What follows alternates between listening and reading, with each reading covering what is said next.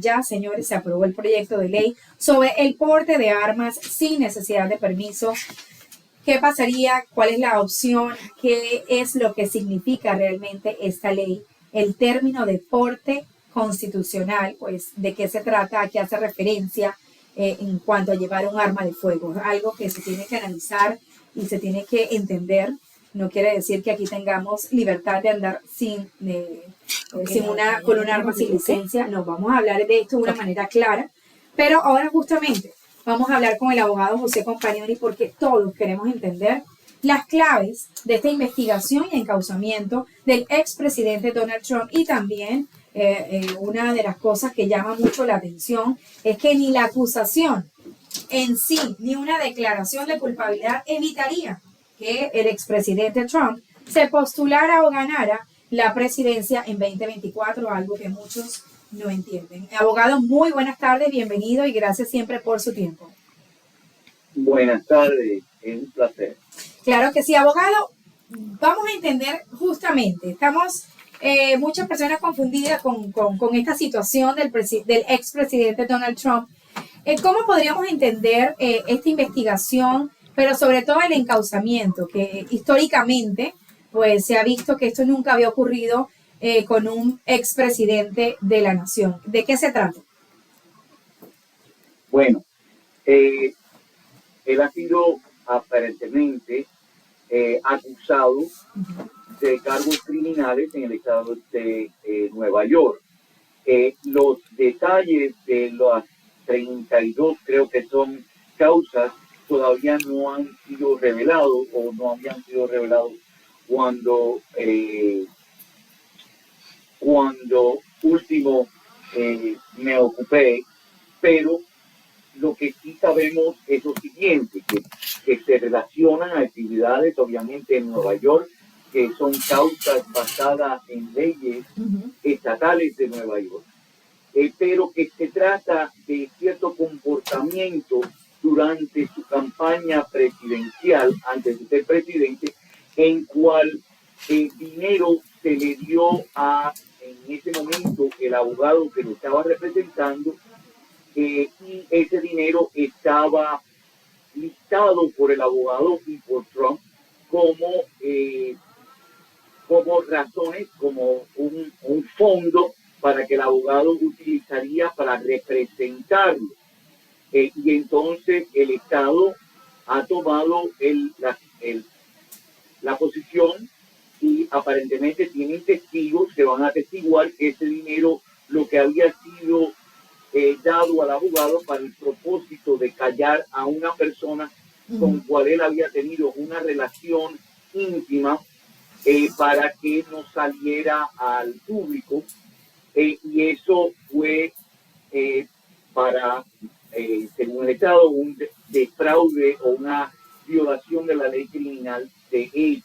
Okay. Eso es más o menos lo que se está opinando, porque todavía no sabemos los detalles. Lo que sí podemos esperar es lo siguiente: en los próximos días, quizás en las próximas horas, pero sí, por cierto, los próximos días él se tiene que entregar, porque cuando una persona es acusada tiene que haber un proceso en cual esa persona es tomada en custodia por el gobierno, y entonces me imagino que cuando eso ocurra inmediatamente va a haber un arreglo para que entre por una puerta, le tomen las fotografías, las huellas, sea listado en el sistema y que después que termine que salga por la otra puerta, como es el expresidente, y obviamente tiene el derecho a tener miembros del gobierno, no solo representarlo, tiene guardaespaldas del Departamento Secreto de los Estados Unidos que tienen que estar con él. Entonces eso va a ser un poquito extraño porque nunca antes había sucedido. El único presidente que anteriormente había recibido cualquier causa que se pudiera considerar criminal fue Grant, y creo que fue porque estaba violando una regla de tráfico. Okay. Que en ese momento era como coger una infracción o un ticket de tráfico por ir muy rápido. Eso es lo Ok. único que ha ocurrido con un presidente de los Estados Unidos. Pero ahora nosotros tenemos por primera vez en la historia de esta nación un expresidente que va a ser encausado criminalmente. Y eso puede causar una serie de distintas consecuencias. Entre ellas es que este individuo, este expresidente, tiene el conocimiento de muchas cosas secretas que nada más que al presidente se le puede decir durante su presidencia. Y ahora, en un juicio, cuando él tenga que atestiguar y que se le tengan que hacer preguntas, siempre hay el miedo que algunos de esos secretos nacionales puedan ser revelados. Así que eso es una situación bastante cuidadosa. La otra parte es que si el Estado de Nueva York no puede comprobar su culpabilidad, Ajá. lo que ha hecho políticamente es darle una mano para su candidatura, porque ahora si él sale determinado no culpable de los cargos, entonces va a lucir a su base política que esto es un método de tratar de silenciar al individuo que ellos soportan. Bueno, definitivamente, abogado, esto es algo que se ha convertido en una lucha política, ya que de hecho se han hecho muchos pronunciamientos, dentro de ellos el congresista republicano por Florida, Mario Díaz Balart, criticó a través de su cuenta de Twitter, dijo que la imputación del expresidente Donald Trump la consideró como el gran jurado de Nueva York, que es una farsa y simplemente algo, una cosa radical izquierdista.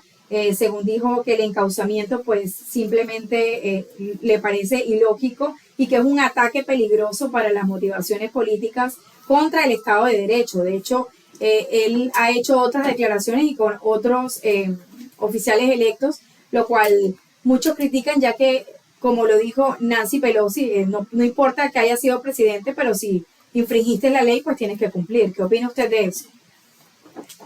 Bueno, los Estados Unidos tienen el orgullo de decir que es una nación de leyes y no de personas.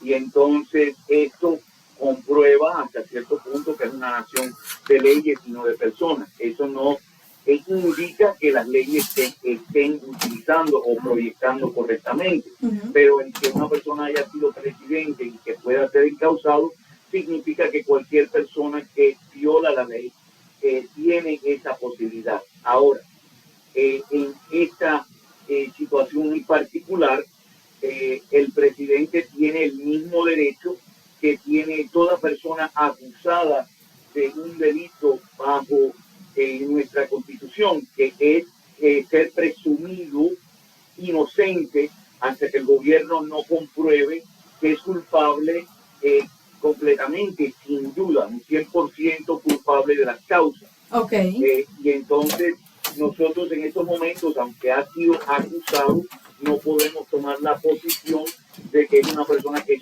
culpable nada más que porque va a ser acusado y arrestado. Ahora, el gran jurado no es un órgano gubernamental, es un órgano de personas civiles que reciben en un día particular una notificación, como nosotros cualquiera podemos recibir una notificación de servir en un jurado. El gran jurado sirve un periodo de tiempo mucho más largo, dependiendo del estado, algunas veces hasta 24 meses, pero son personas civiles, no son empleados del gobierno, no son agentes del gobierno, y es uno de los órganos más democráticos que nosotros podemos tener. Aún el estado de la Florida, por ejemplo, no requiere que para acusar a un individuo, que ese individuo sea presentado en frente de un gran jurado. El fiscal justamente, Catherine Rundle, básicamente puede decir los acusos de esto y para adelante, pero en el gobierno federal y en algunos estados como en Nueva York el sistema es distinto. El sistema requiere que un grupo de personas, algunas veces hasta 24 personas, oiga evidencia y haga una determinación si la evidencia es suficiente para determinar que hay la posibilidad de un crimen y que el crimen fue tomado por la persona que se le ha presentado. Eso es lo que el gran jurado hace.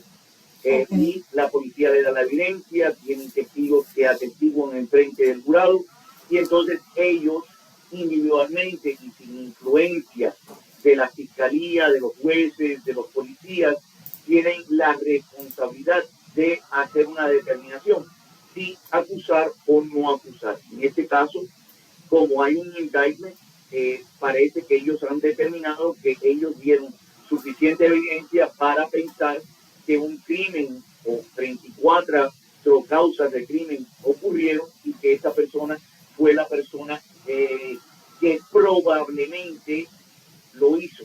Ellos no determinan culpabilidad, nada más que probabilidad. Y eso es muy importante que nosotros entendamos y que los oyentes entiendan que esto no es una determinación de culpabilidad, nada más que de probabilidad. La culpabilidad va a ser determinada si llega a juicio por un jurado de 12 personas o 6 personas, dependiendo en cómo Nueva York lo haga, que también son personas civiles. Okay. Entonces, eso vamos a ver ahora porque eso claramente es el caso del siglo. Aunque estamos empezando en el siglo XXI, yo creo que si no hay otra acusación en contra de otro presidente en algún otro día, que este va a ser el caso del siglo. Bueno, definitivamente, abogado, esto está como quien dice fresca la noticia. Vamos a esperar que sabemos que hay protestas en diferentes partes del país acerca de esto y que se ha vuelto una lucha política definitivamente. Y lo más curioso es que, como lo dijo usted, pues la acusación en sí, ni una declaración de culpabilidad pues evitarían que el expresidente se postulara o simplemente ganara la presidencia en el 2024. Exacto, una determinación de culpabilidad sí, una acusación no, porque una acusación básicamente no indica que una persona ha incumplido o ha ido en contra de la ley. Si es determinado culpable, entonces ya eso es otra situación, pero lo que también tenemos que entender en referencia a las protestas es que eso también protestas es parte del método de del derecho civil que los ciudadanos y las personas viviendo en los Estados Unidos tienen. Ellos pueden protestar. La protesta en contra de una acción gubernamental es nuestro derecho. Ahora, protestas violentas no son el derecho de nadie. No debería participar en ninguna manera de esa causa, pero símbolos, hablar en las esquinas, presentar pancartas, eso es un derecho constitucional que nos da la primera enmienda. Correcto, así mismo. Bueno, abogado, estaremos dándole seguimiento a esta noticia y le queremos pedir también su opinión legal acerca de esto que se aprobó, que aprobó el Senado de la Florida sobre el porte de armas sin necesidad de permiso. Esto fue algo promovido, recordemos, por el gobernador de la Florida, Ron DeSantis, que permitiría pues portar un arma de fuego sin necesidad de permiso y fue aprobado el día de ayer por el Senado estatal. Esto fue 27 votos a 13 en contra y obviamente la mayoría republicana. ¿Qué opina usted acerca de esta ley que en pocas horas o en cualquier momento la firmaría el gobernador de la Florida para ratificarla? Bueno, el estado de la Florida en el caso este no es un estado que está solo en esa posición. Por ejemplo, en Georgia uno puede ir a una tienda, a una ferretería y comprar un arma sin tener la necesidad de tener una licencia, ni tener que esperar, ni nada de esa situación, y la puede presentar. Así que el estado de la Florida no está solo en esa situación. Desafortunadamente, yo creo que el tiempo en que esta determinación fue hecha es un tiempo un poquito difícil, porque estamos aún todavía sintiéndonos de la tragedia que ocurrió en Tennessee y las tragedias que ocurrieron en Marjorie Stoneman Douglas y Columbine. La situación de las armas es una situación que tiene que ser resuelta de una manera u otra, la Constitución, la Corte Suprema ha determinado que nos da a nosotros el derecho de ser propietarios y de tener armas. Ahora, lo que no, la Corte Suprema no ha dicho es que no pueden haber limitaciones en el tipo de arma, en el tipo de balas que esas armas tengan y también en el tipo de requisitos que una persona tiene que expresar antes de poder ser dado esa situación. Entonces, eso está en las manos de los estados de hacer esas determinaciones. También el presidente Biden, yo creo que recientemente hizo una orden ejecutiva en referencia al punto de armas, creo que la semana pasada, en cual creo, aunque es posible que estoy yendo en memoria, así que es posible que esté equivocado, que él hizo una determinación que las armas tienen que ser compradas nacionalmente por medio de tener una licencia o algo de eso. Y es posible que él haya estado anticipando no necesariamente la decisión de la Florida, sino la decisión de los estados, de muchos estados que están haciendo eso. La situación de armas no es una situación que es republicana o demócrata. Es una situación que es nacional. Es una bendición que nosotros tengamos la habilidad de poder defendernos en contra de un gobierno tirano. Muchos nosotros hispanos sabemos que la necesidad de poder alzar armas en contra de un gobierno tirano es una situación importante, pero nosotros también tenemos que darnos cuenta que la responsabilidad de este derecho es bien aguda y bien fuerte, y que nosotros tenemos que ser el medio de la protección, porque como yo he estado oyendo en las redes sociales, el que nosotros nos sintamos mal después de un ataque como ocurrió en Tennessee, aquí mismo en Marjorie Stoneman Douglas, no cambia la situación de que estas personas han fallecido a manos de otra persona que tenía acceso a un arma. En el caso de Marjorie Stoneman Douglas, aún era un muchacho que todavía estaba en el colegio, quien fue quien tuvo el acceso a ese arma y que lo utilizó. Y que nosotros tenemos que ser autosuficientes en una protección para que eso no ocurra o que pare de ocurrir. Y yo no sé cuál es la respuesta, porque es una discusión que ha persistido por mucho tiempo y que seguirá persistiendo hasta que esa solución famosa de cual yo hablo se encuentre. Así es, abogado. Bueno, esto es un tema que, como lo decimos, es bastante controversial y tiene bastantes matices, pero seguiremos dándole pues seguimiento a todo esto y según los datos divulgados en el estado de la Florida, sabemos que hay casi 3 millones de personas que tienen un permiso de armas ocultas. Así que imagínense todo esto que puede ocurrir futuramente. Abogado, ¿cómo nos podemos comunicar con usted y cuál es el horario de atención que tiene en su oficina? A mí me pueden ubicar durante horas laborables de 8 a 5 o 6 de la tarde en el número telefónico 305-216-0312. Y cualquier inquietud que tenga, yo soy un abogado que ejercizo leyes generales, eso es como un médico de cabecera, pero obviamente no, algunas veces no sé las respuestas, pero si ustedes tienen una inquietud en cual quieren preguntar, por favor llámenme, y si yo no tengo la respuesta, yo se los trato de encontrar. Claro que sí, abogado. Bueno, muchísimas gracias. Le deseamos un excelente fin de semana y ojalá nos veamos pronto en el estudio. Esperemos eso, y gracias a ustedes tres y a todos aquellos que están promoviendo esta estación y en la labor de ustedes, que es importantísima y fenomenal. Gracias, abogado. Muchísimas gracias. Que tenga buen día. Igual. Okay. Bueno, y si usted quiere estos servicios legales de la oficina del abogado José Compagnoni, nuevamente el número de contacto es el 305-216-0312. Como decíamos, esto ya es algo que se aprobó actualmente, pues añadiendo un poco más de información. Los floridanos no necesitan permisos para comprar un arma, pero sí para portarlas en público, por lo que esta ley eliminaría tal requisito. Hay muchas opiniones en contra, por lo menos